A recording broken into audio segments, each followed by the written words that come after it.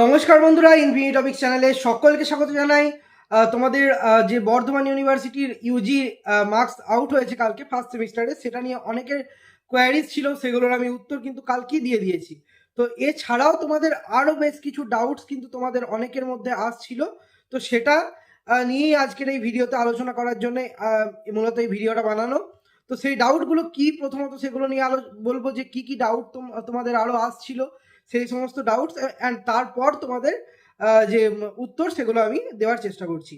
তো প্রথমত তোমরা অনেকেই জিজ্ঞাসা করছিলে যে নর্মাল মার্কশিট যেটা এখন পাবলিশ হলো, যেটা প্রভিশনাল মার্কশিট তোমাদের যেটা পাবলিশ হয়েছে, অর্থাৎ গ্রেড পয়েন্ট অ্যান্ড কত করে গ্রেড পেয়েছো সেটা, অ্যান্ড যে ফাইনাল মার্কশিট অর্থাৎ যেটা পরে পাবলিশ হবে, সেটার মধ্যে পার্থক্যটা কি, এটা একটা।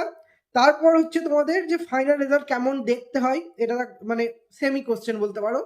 অ্যান্ড তারপর তোমাদের কোয়েশ্চেন হচ্ছে পার্সেন্টেজ অ্যান্ড মার্কস কি করে ক্যালকুলেট করবে তোমরা, কারণ তোমাদের এসবিএমসিএম অ্যাপ্লাই করতে হবে, অ্যান্ড আরও বিভিন্ন তোমরা পেপার ওয়াইজ মার্কস দেখতে চাইছো। পেপার ওয়াইজ মার্কসটা তোমরা পেয়ে যাবে হচ্ছে ফাইনাল মার্কশিটে, কিন্তু সেটা কিভাবে ক্যালকুলেট করবে সেটাও কিন্তু বলে দিতে চলেছি। এরপর তোমাদের অনেকের মার্কসের পাশে পি লেখা ছিল, এ লেখা ছিল, ও লেখা ছিল, এগুলোর মানেটা কি, এইগুলো সমস্ত কিছু নিয়ে আলোচনা করব। এবং রিভিউ নোটিস অর্থাৎ পিপিআর বা পিপিএস অর্থাৎ স্ক্রুটিনি বা রিভিউর যে নোটিস, সেটা কবে দেবে এবং কিভাবে অ্যাপ্লাই করতে হবে, সমস্ত কিছুই কিন্তু আমি বলে দেওয়ার চেষ্টা করব। রিভিউ নিয়ে আরও ডিটেলসে নেক্সট ভিডিওতে আমি বলে দেবো। এখন আপাতত যে কোশ্চেন কটা এসছে সেই কোশ্চেন কটা তোমাদের রিপ্লাই দেওয়ার চেষ্টা করছি। তো প্রথমত তোমাদের মার্কশিটটা কেমন দেখতে হয়, মার্কশিটের আমি ফাইনাল যেরকম মার্কশিট দেখতে হয় সেটা আমি সাইডে অ্যাটাচ করে দিচ্ছি, তোমরা দেখে নাও যে ফাইনাল মার্কশিট কীরকম দেখতে হয় এবং প্রভিশনাল মার্কশিটের সাথে ফাইনালের ডিফারেন্সটা কোন জায়গায় থাকে। ফাইনাল মার্কশিটে তোমরা কিন্তু তোমাদের পেপার ওয়াইজ অর্থাৎ ধরো মেজর পেপার যেটা আছে, মাইনর পেপার যেটা আছে, ভিএসসি আছে, এইসিসি আছে, এসিসি আছে, সমস্ত কিন্তু সেখানে মার্কস পেয়ে যাবে। আর একটা কথা বলে রাখি, যদি কারোর ব্যাক এসে থাকে সেই ক্ষেত্রে কিন্তু তোমাদের যদি মার্কশিট পেয়েও যাচ্ছ, মার্কশিটটা কিন্তু কলেজে দিয়ে যখন তোমাদের সেটা ক্লিয়ার হয়ে যাবে তখন পুরোনোটা দিয়ে নতুনটা তোমাদের কালেক্ট করতে হবে।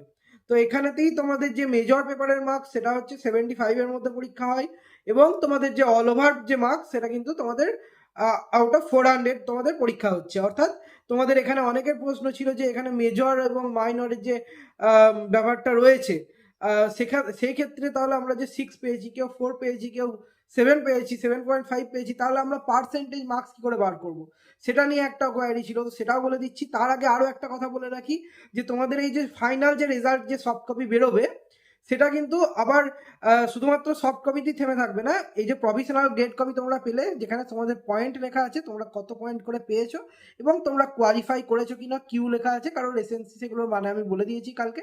এবং যে ফাইনাল মার্কশিট বেরোবে সেটার তোমরা একটা সফট কপি পাবে, সেম টু সেম যেরকম এখন বেরোলো ফাইনাল মার্কশিটের সফট কপি পাবে। এবং সফট কপি পাওয়ার পর তার কিছুদিন পর মোটামুটি 1 মাসের মধ্যে হার্ড কপি কিন্তু কলেজে চলে আসবে। তোমরা কেউ কিন্তু স্কলারশিপ অ্যাপ্লাই সফট কপি দিয়ে করবে না, কারণ ফাইনাল মার্কশিটে যেটা বেরোবে সেটার উল্টো সাইডে কিন্তু তোমাদের একটা নাম্বার লেখা থাকবে, সেটাও কিন্তু বোথ সাইড আপলোড করতে হয়। তো হার্ড কপি পাওয়ার পরই কিন্তু সবাই করবে। প্রথমে তোমাদের ফাইনাল মার্কশিটের সফট কপি ওয়েবসাইটে যেমন প্রভিশনাল কপি পাবলিশ হলো সেরকম পাবলিশ হবে, তারপর কিন্তু তোমাদের হার্ড কপি কলেজে মানে দেওয়া হবে বা কলেজের মাধ্যমে তোমরা পাবে। আর এইটুকু তোমাদের কাছে আশা করছি ক্লিয়ার হয়েছে। তোমরা অনেকে প্রশ্ন করছিলে যে প্রভিশনাল মার্কসের সাথে ফাইনাল মার্কশিটে কোনো পার্থক্য হয় কিনা। একেবারেই না। ফাইনাল মার্কশিটে শুধুমাত্র তোমাদের পেপার ওয়াইজ তোমাদের আরও বেটার করে, মানে কোন পেপারে কত পেয়েছো সেটা উল্লেখ থাকবে, এবং অল ওভার যে মার্কস যেটা তোমরা পেয়েছো সেটা উল্লেখ থাকবে, এসজিপিএ, সিজিপিএ, সমস্ত কিছুই কালকে তোমাদের ক্লিয়ার করে বলে দিয়েছি। এরপর আসছি যে পিপিআর বা পিপিএস, স্ক্রুটিনির যে ব্যাপারটা, অর্থাৎ স্ক্রুটিনি বা ধরো রিভিউর যে ব্যাপার, যাদের মার্কস কম থাকে কিন্তু পাস করেছো, মনে হচ্ছে আরও মার্কস বাড়বে, তারা স্ক্রুটিনির জন্য অ্যাপ্লাই করতে পারো। স্ক্রুটিনিতে খাতা চেক হয় এবং চেক হওয়ার পর যদি তোমাদের নাম্বার বাড়ে সেক্ষেত্রে তোমাদের নাম্বার আবার আপলোড করে দেওয়া হবে। আর যারা রিভিউর জন্য, অর্থাৎ যারা ব্যাক পেয়েছো, এসএনসি এসছে বা আইএনসি এসছে, তাদের ক্ষেত্রে তোমরা আবার কিন্তু তোমাদের এক্সামটা দিতে পারো। এক্সামের ফর্ম ফিল আপ এমনিতে ডেট ছিল 10 তারিখ অবধি, কিন্তু আরও একবার যেহেতু পোর্টাল রিওপেন করা হয়, রিওপেনের সময় তোমরা চেষ্টা করবে ফর্মটা ফিল আপ করে নেবার। যদি না হচ্ছে, যদি কারোর কনফিডেন্স আছে যে না আমি পরীক্ষা ভালো দিয়েছিলাম, কিন্তু রিভিউ করলে হয়তো আমার এটা ক্লিয়ার হয়ে যেতে পারে, বাই চান্স কোনো ফল্টের কারণে হয়তো আসেনি, তারা রিভিউর জন্য অ্যাপ্লাই করতে পারো। কিন্তু রিভিউর রেজাল্ট বা স্কুটিনির রেজাল্ট আসতেও মোটামুটি 6 মাস সময় লেগে যায়। আর এটাতেও কিন্তু তোমাদের এই পরীক্ষাটা না অ্যাটেন্ড করলেও তোমাদের চান্স কাউন্ট কিন্তু 2 হয়ে যাবে, অর্থাৎ সেকেন্ড অ্যাটেম্প্ট হয়ে যাবে।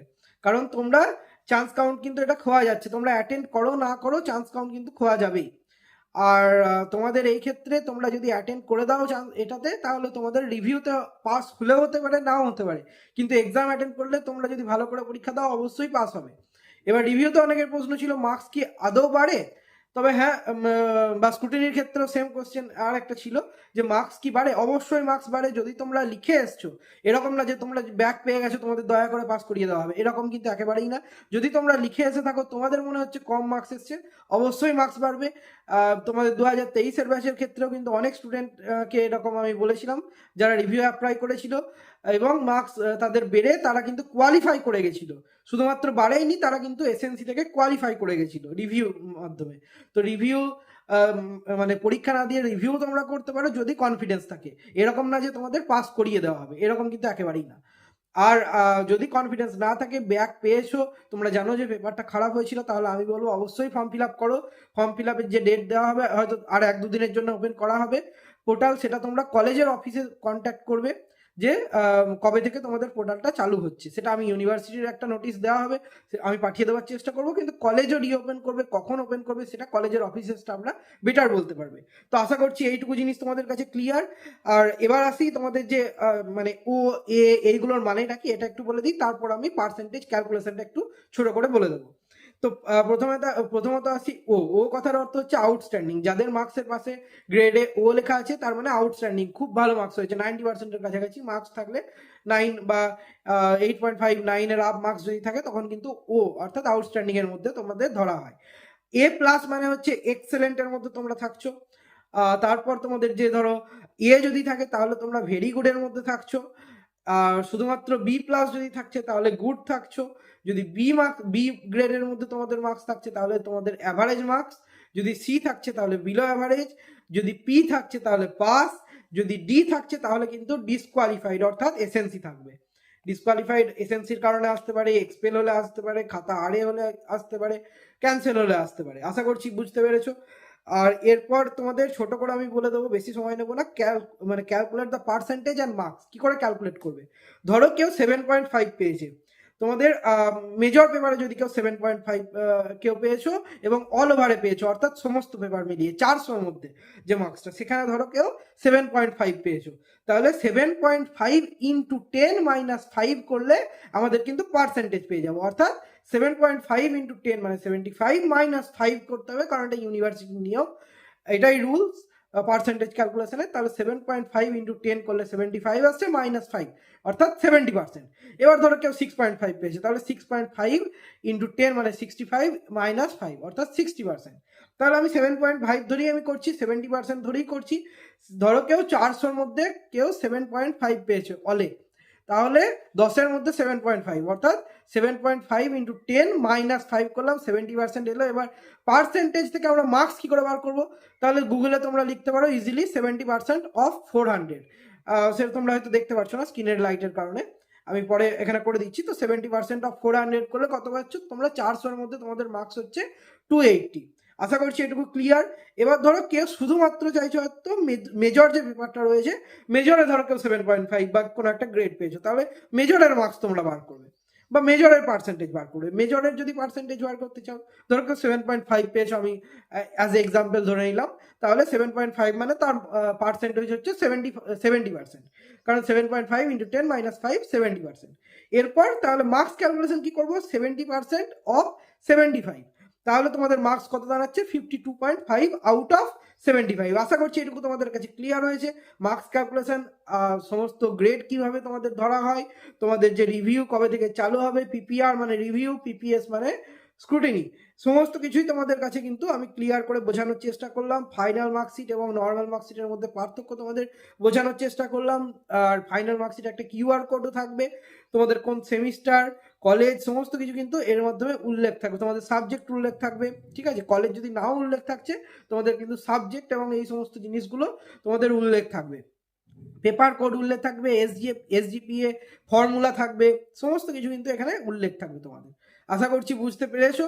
যদি এখনো অবধি কোনো প্রকার ডাউট থাকে তোমরা কমেন্টে জানাও, আমি অবশ্যই চেষ্টা করব কমেন্টের মাধ্যমে সেই ডাউটগুলো বুঝিয়ে দেওয়ার তোমাদেরকে। আর বাকি যদি ভিডিওটা ভালো লেগে থাকে তাহলে এই ধরনের ভিডিও আরও পাওয়ার জন্য চ্যানেলটা সাবস্ক্রাইব করে পাশে থাকা বেল আইকনটা প্রেস করে রাখতে ভুলবে না।